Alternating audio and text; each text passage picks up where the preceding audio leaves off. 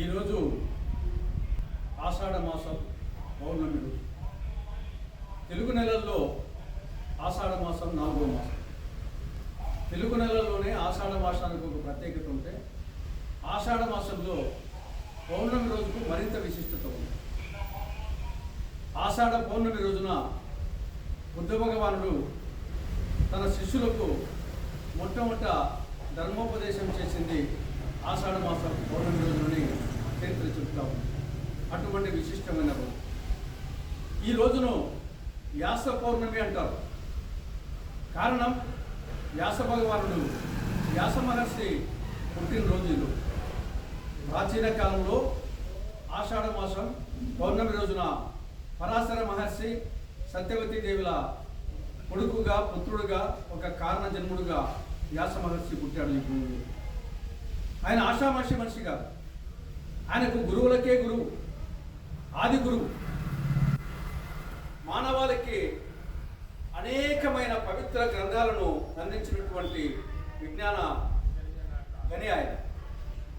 ఋగ్వేదం, యజుర్వేదం, సామవేదం, అధర్వణ వేదం, ఈ 4 వేదాలను ప్రపంచానికి అందించింది ఆయన. ధర్మశాస్త్రంగా ధర్మార్థ కామమోక్షాలను బోధించే ధర్మశాస్త్రము నీతిశాస్త్రమైనటువంటి పంచమకావ్యమైన మహాభారతాన్ని మానవాళికి అందించింది ఆయన.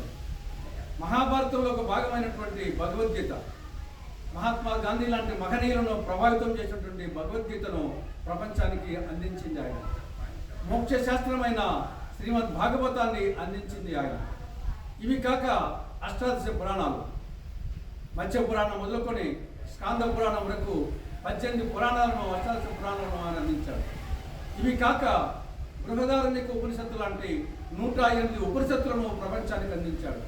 బ్రహ్మసూత్రాలను అందించాడు. కాబట్టి ఈ విధంగా ప్రపంచానికి విజ్ఞాన భాండాగారాన్ని అందించినటువంటి జ్ఞానశీలి, జ్ఞాన భాండాగారం వ్యాస మహర్షి.